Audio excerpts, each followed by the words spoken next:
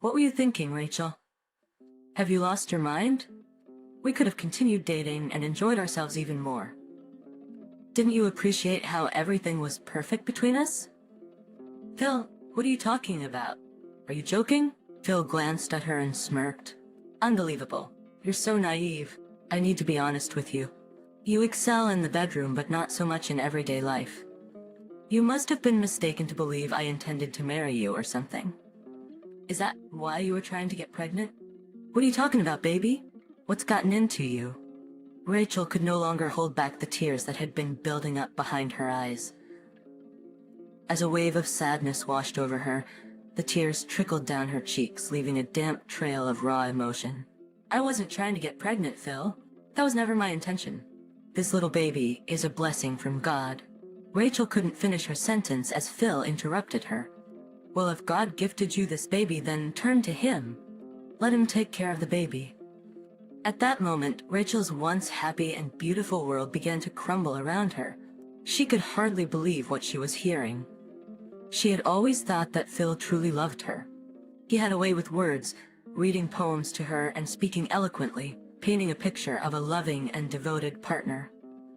But now the harsh reality of his true feelings was tearing down the comforting illusion she had been living in, leaving her heartbroken and lost. Phil, I don't understand. Are you breaking up with me? He raised his hands above his head and exclaimed, Hallelujah! Finally you understand. It must be tough living with such a limited perspective. Not only am I breaking up with you, but I also want to make it clear that you shouldn't try to find me. Do you understand? Here, take this and go get an abortion and stop crying. I'm tired of all this. Where were you before this happened? Why didn't you plan ahead? Look at yourself. What made you believe I would marry you? And as for the baby, do you really think I want a child with someone like you? Someone like who? Rachel mumbled, her words barely audible, but Phil understood her. Listen to me. You represent the masses, the undesirables, the cast-offs. Do you understand now? There are ordinary people, and there are people like you who have never escaped their circumstances and never will. That's exactly how I see you. Phil callously tossed an envelope at her feet and made his way to his car. Rachel's heart raced as she jumped up, wanting to run after him.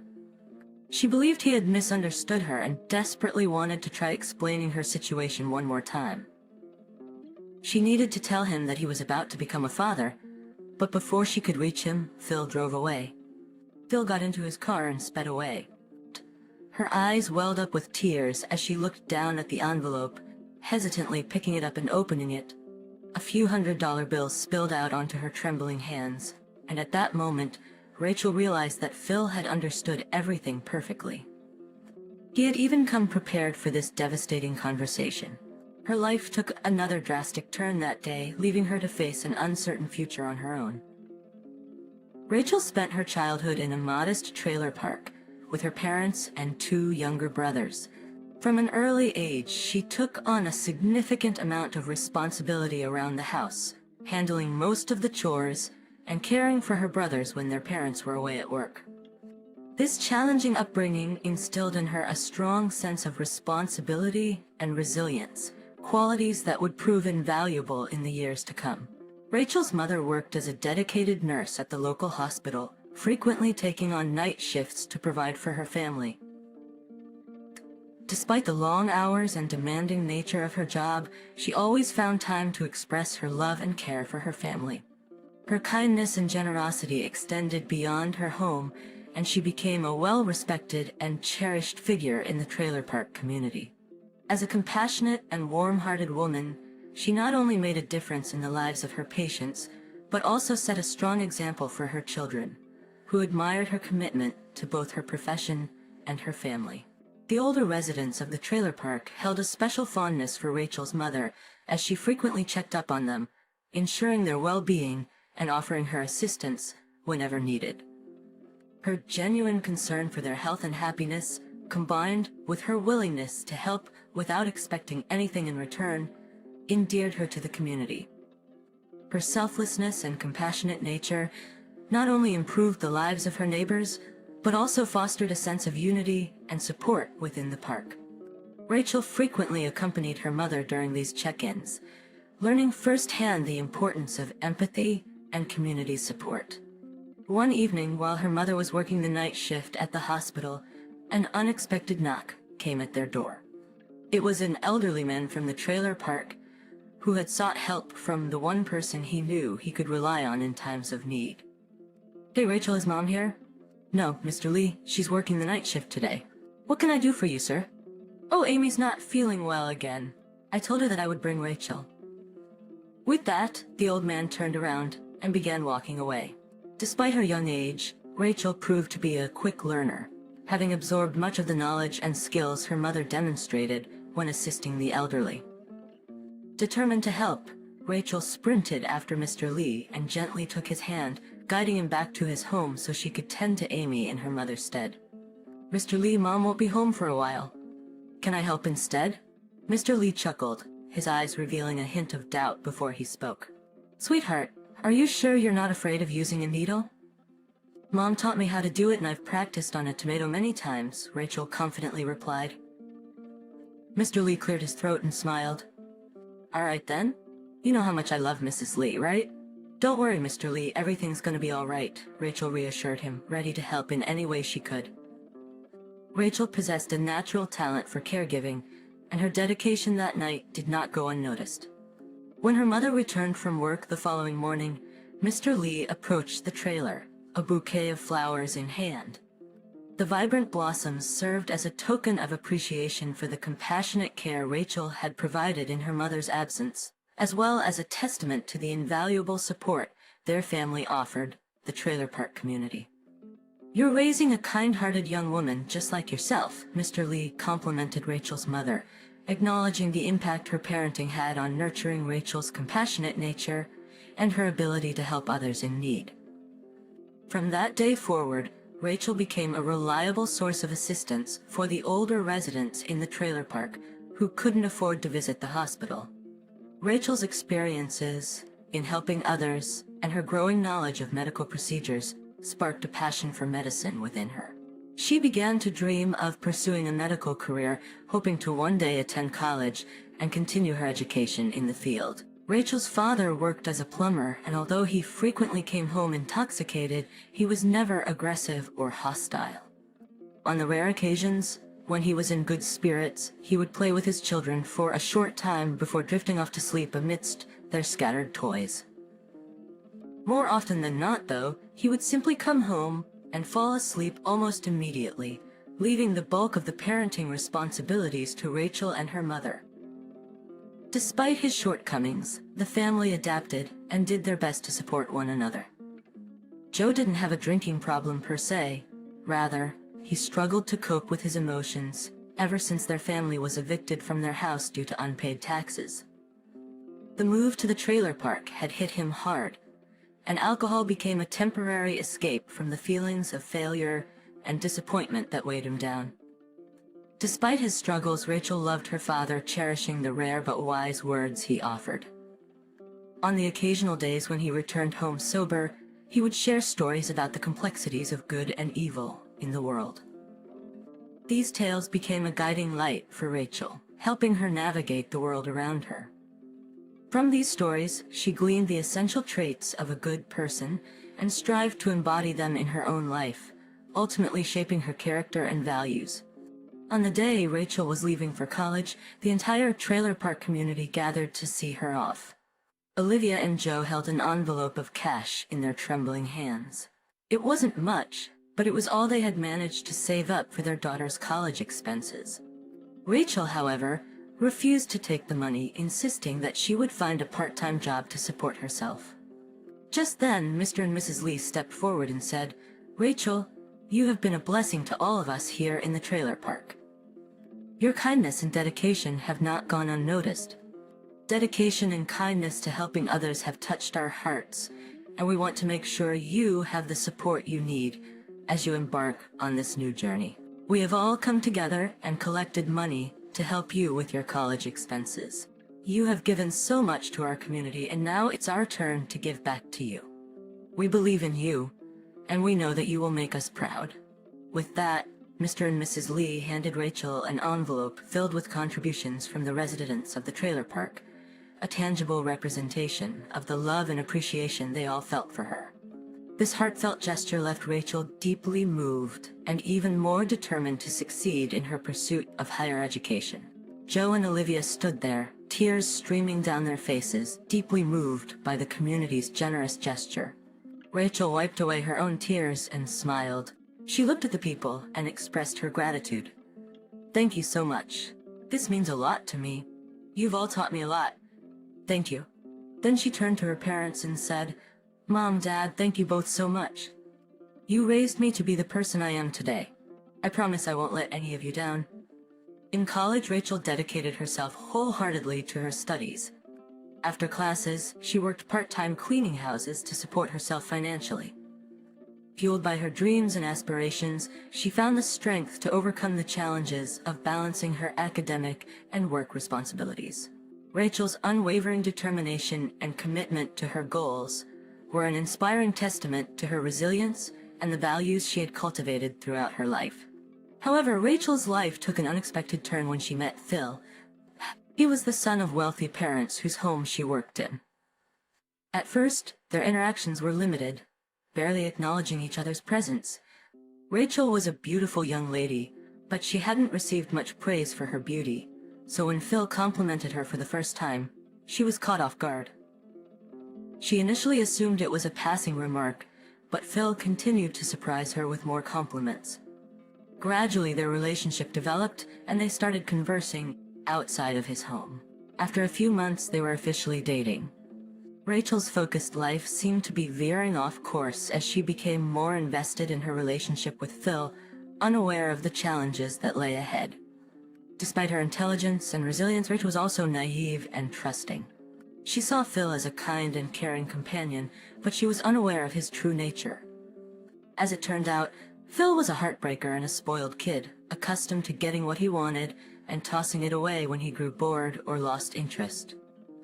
Unbeknownst to Rachel, Phil had a pattern of pursuing relationships with women and discarding them once he lost interest, leaving them heartbroken and confused. Rachel was blinded by her feelings and trusted Phil fully. She didn't realize that she was just another victim in Phil's cycle of manipulation and selfishness. After her breakup with Phil, Rachel struggled to come to terms with her situation. She didn't want to burden her parents, who were already facing their own financial struggles. She couldn't bear the thought of showing up at their doorstep with a visible bump in her belly, knowing that it would only add to their hardships. Although she knew that her parents would always support her, Rachel wanted to handle the situation on her own. She didn't want to rely on others for help or to cause any more problems for her family. Rachel sat on the curb, feeling lost and alone, clutching the envelope of money that Phil had carelessly tossed at her feet. She had lost track of time and didn't know how long she had been sitting there, lost in her thoughts and emotions. She wondered what her future held and how she was going to provide for her child. She felt overwhelmed by the weight of her situation and the uncertainty of what lay ahead. "Excuse me, miss, are you okay?" Rachel looked up. A man around 30 years old or so was standing in front of her. She didn't recognize him right away, but he did. "Wait, you're a medical student, right?" "Oh, I'm sorry. I didn't recognize you." "I'm sorry. I have to go," Rachel replied with a hint of embarrassment in her voice. The man was a teacher, Mr. Kramer, a new addition to the faculty at Rachel's college. She didn't recognize him because she had been so consumed by her relationship with Phil that she had barely paid attention to her new instructors. Rachel had always been a top student, earning A's in all her classes. However, since she started dating Phil, her grades had started to slip, and she had gone from being an A student to a C- student, struggling to balance her studies and her personal life. It was a chilly and humid evening. The cold surface of the curb made it too uncomfortable for Rachel to sit any longer. As she got up, she took a few steps and suddenly felt lightheaded. She stumbled and almost fell over, but the man caught her just in time. "Oh, are you okay?" the man asked, steadying Rachel on her feet. Rachel's head was spinning. She had been sitting on the curb for so long that she had forgotten how cold it was outside. "No, this is not gonna work. You definitely need some help. Where do you live?" "At the dorm?" That's quite a way to go. He looked at his watch. Yeah, there won't be any other buses until morning. You know what, young lady? Come to my place. You're shivering. I will get something hot to drink. Rachel was too tired to resist, so she leaned on Robin's arm and suddenly recalled his name. Thank you, Mr. Kramer. Finally remembered my name, huh? Robin smiled and asked her name. I'm Rachel. All right, Rachel, let's get going. My apartment is over there. The man led Rachel to his car and opened the passenger door for her. She sat down and he drove them to his small apartment. As they entered the apartment, Rachel was surprised to see that the man had a small library with books on medicine, anatomy, and pharmacology. Rachel's eyes lit up as she saw the books, and the man noticed her. He noticed her interest and offered her some tea, sitting down with her to show her his collection of medical books. They discussed various diseases and treatments, and Rachel was impressed by his knowledge. These books are my companions, Robin said, gesturing to the shelves. When Rachel heard the word loneliness, she felt a pang of sadness in her heart, and tears streamed down her cheeks involuntarily. She quickly wiped them away, feeling embarrassed. Robin was taken aback by Rachel's sudden burst of tears and realized that something significant must have happened to her, possibly a breakup. However, her tears were too intense for a typical reaction to a breakup. It was as if the world had come crashing down on her. Concerned, Robin placed a comforting hand on her shoulder and asked gently, Rachel, are you okay? Is there something you want to talk about? Rachel hesitated at first, but then broke down and told him everything that had happened with Phil.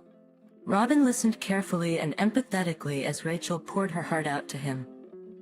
He could feel the pain she had gone through and understood the weight of the burden she was carrying.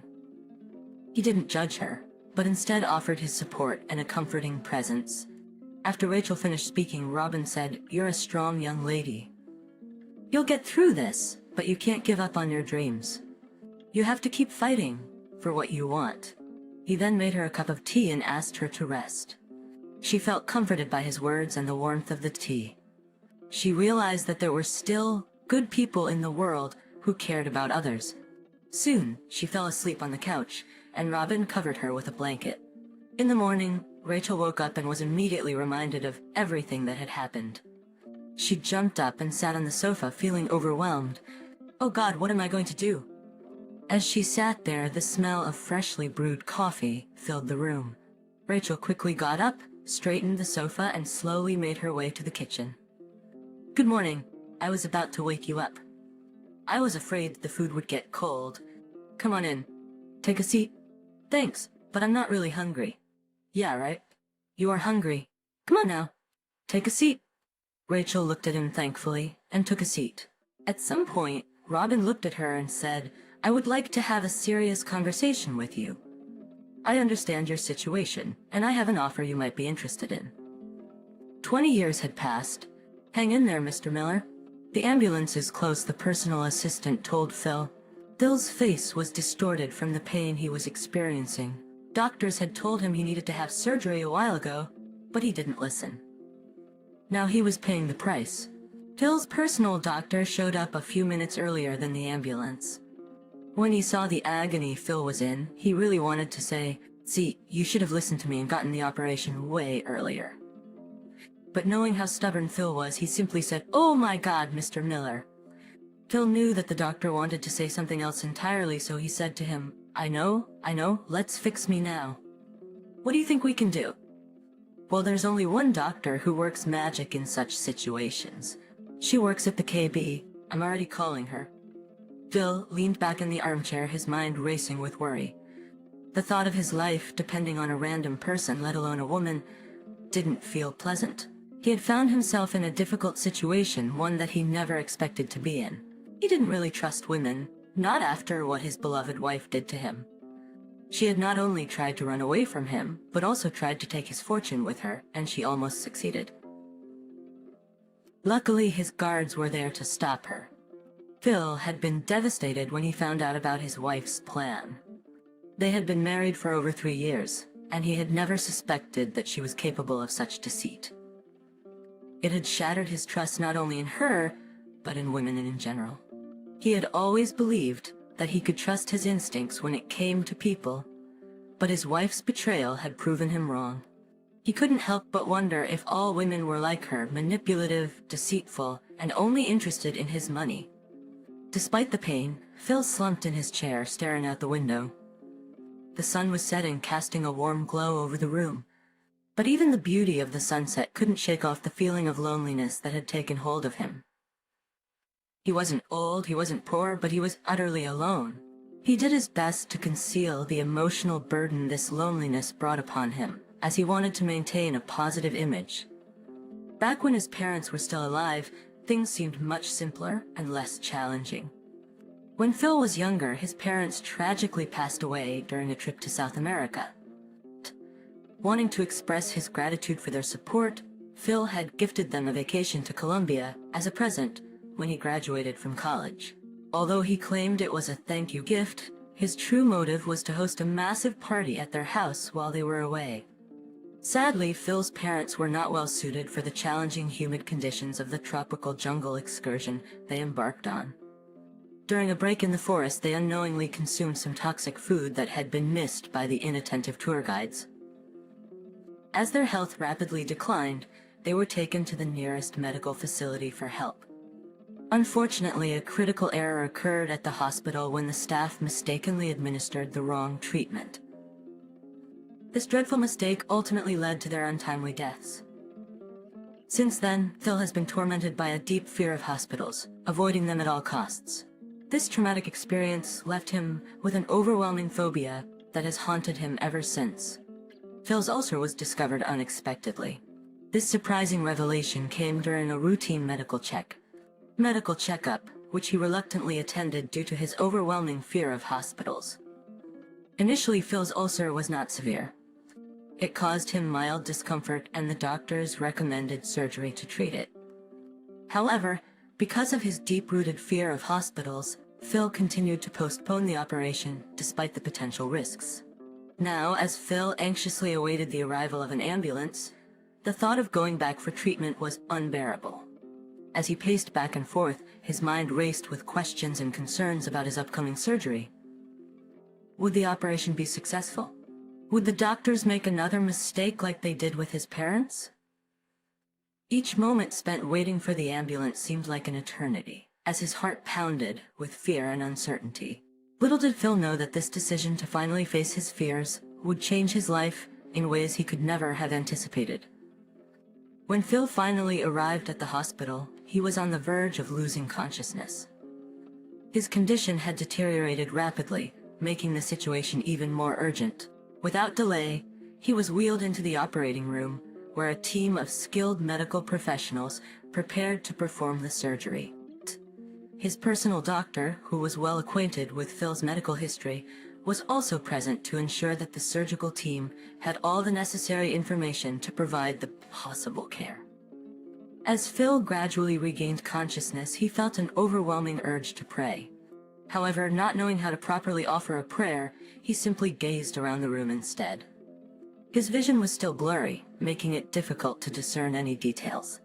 All he could see were white, shadowy figures bustling about, attending to various tasks.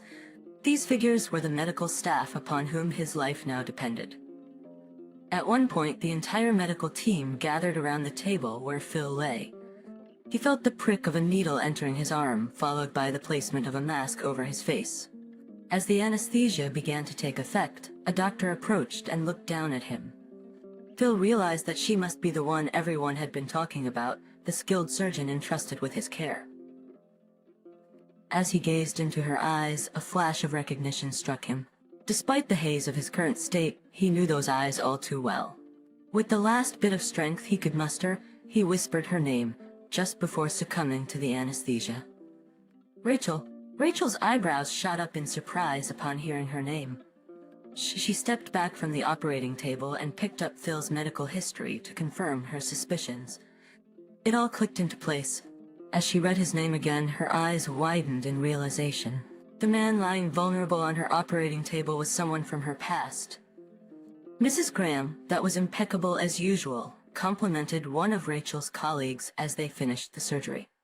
"Stop, it's an ordinary ulcer. We've done hundreds of them, together," Rachel responded, downplaying her performance. Still, you nailed it every time, and today I felt like I was watching a masterclass. That was beautiful. You're going to set a record for the cleanest and fastest operation." Rachel smiled at the praise and asked for a cigarette. Her colleague looked at her, eyes wide in surprise. "But you don't smoke."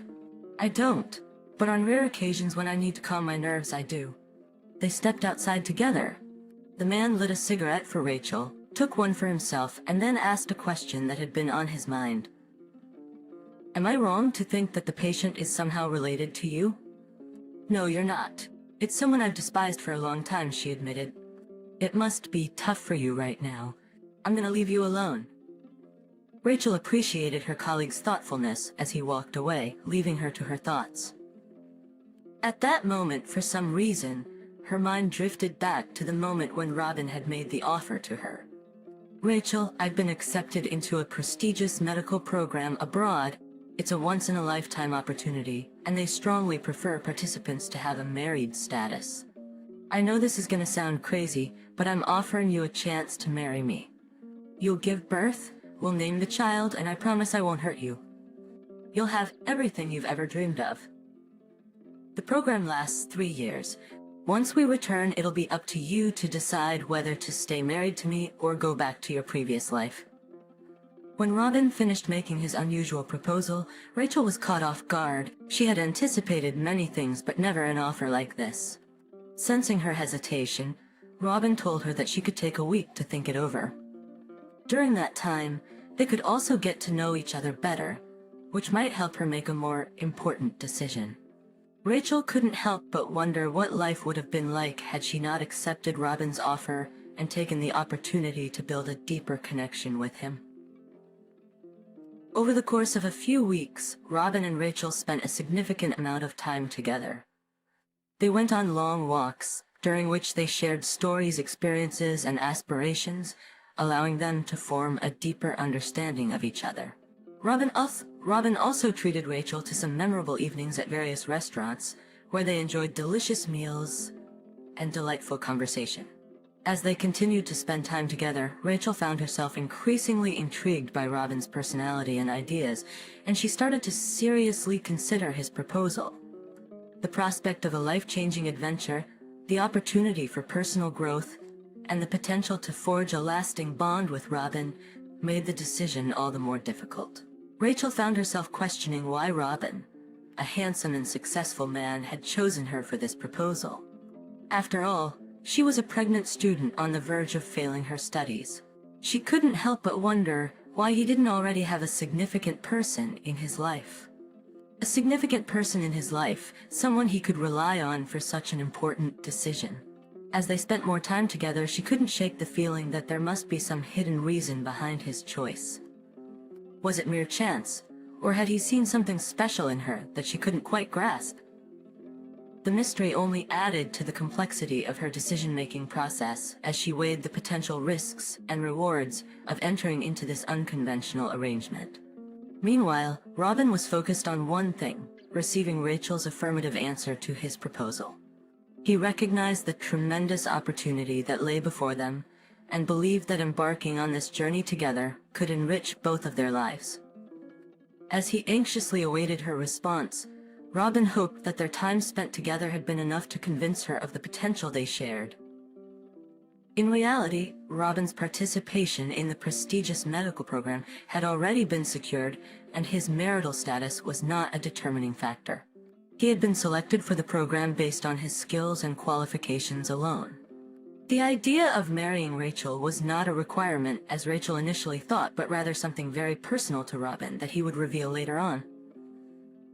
Rachel ultimately agreed to Robin's proposal, and they entered into what Rachel thought of as a marriage of convenience to embark on the medical program together.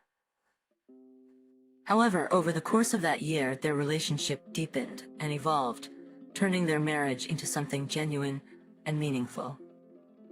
They became true husband and wife, not just in name, but also in spirit, as they supported each other through the challenges and triumphs of the program.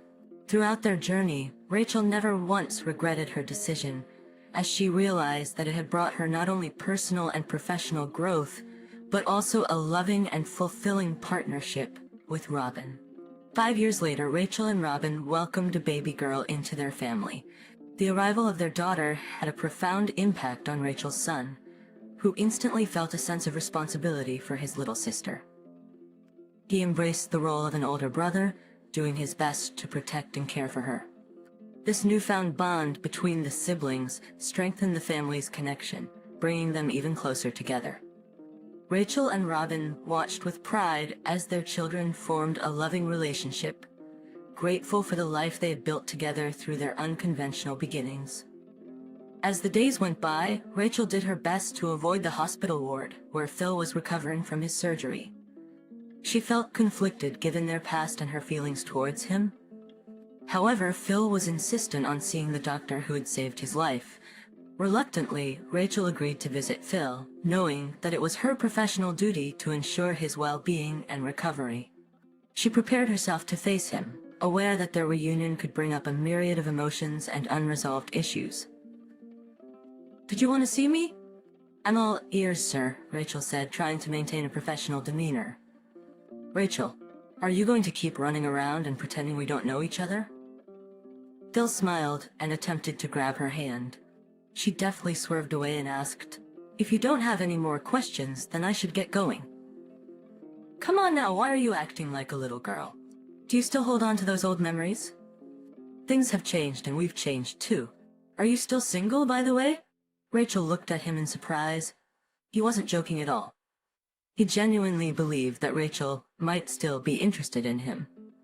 She smiled and replied, "I'm sorry, sir, but I think that's none of your business."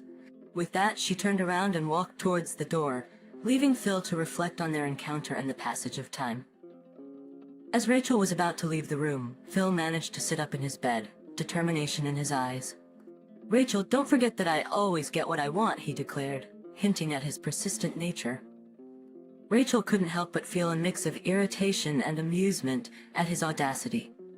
It seemed that despite the years and their personal growth, Phil still clung to his old ways.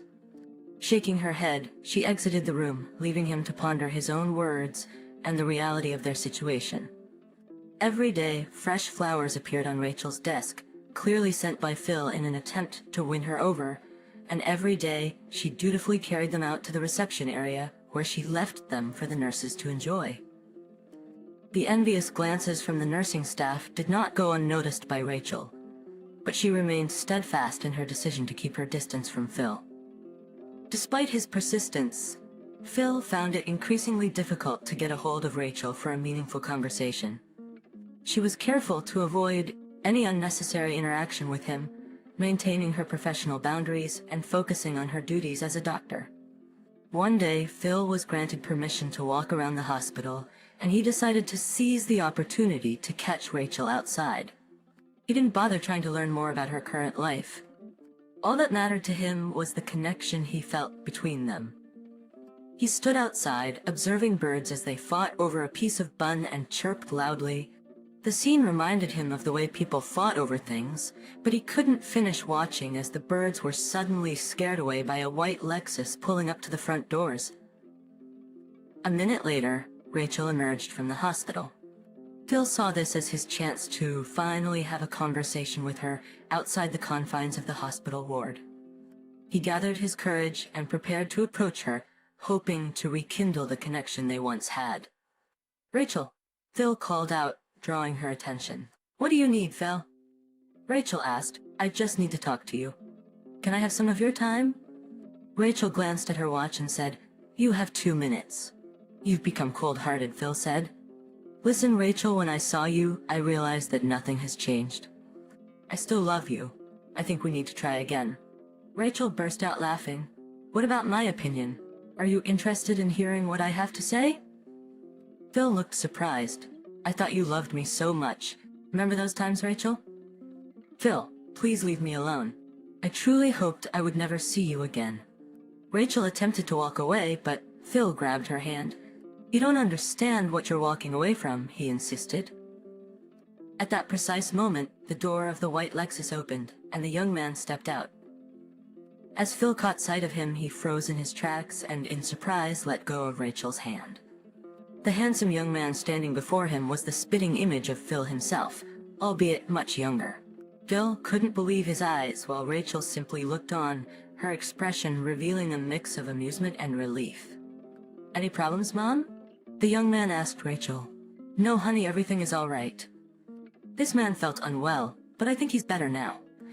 "So shall we go?" "Yes, let's go. Dad and Jenny are waiting at the restaurant." Phil slowly sat down on the stairs, feeling defeated. He realized that any further attempts to win Rachel back would be futile. The young man opened the car door for his mother and then returned to Phil. He studied Phil's features for a moment, seemingly intrigued by their striking resemblance. A wave of hope washed over Phil as he wondered if the young man would question their similarities. Phil mentally prepared himself to confess everything, anticipating that this unexpected encounter could potentially lead to a connection with someone he never knew existed. Unexpectedly, the young man spoke up, addressing Phil as Mr. Miller. "I have a curious personality and I tend to question things around me. I've known you for a long time, and I know who you really are to me. I'd like to ask you for one favor. Please stay away from our family. If you don't, I'm gonna have to stop you." Phil was surprised by the young man's directness, but he couldn't help but feel a sense of regret and guilt for his past actions. As the car drove away, Phil sat on the stairs, reflecting on his life and the choices he had made. He realized that his pursuit of wealth and power had led him to this moment where he was faced with the consequences of his actions. He couldn't help but wonder how things could have been different if he had made different choices in the past. Perhaps he wouldn't be sitting alone on these steps, having been told to stay away from his own son. Perhaps he would have found true happiness and fulfillment in life instead of the empty satisfaction that came from material possessions and power. As he stood up and dusted himself off, Phil looked at the horizon and a deep sense of loneliness settled in his heart. He knew that this was his punishment for his past cruelty. It was a strange feeling for him, as it was the first time he truly regretted his actions and realized he had grown up. He walked back to the hospital, disappearing into the hallway. "Why do you think Robin chose to marry a pregnant medical student?" The young man's words echoed in his mind. Bill couldn't help but wonder about the answer to that question, but he knew that it was too late for him to change anything now. He could only hope that his son would forgive him someday. Thank you for listening to this story. Please hit the like button and share your thoughts in the comments. Thank you for watching.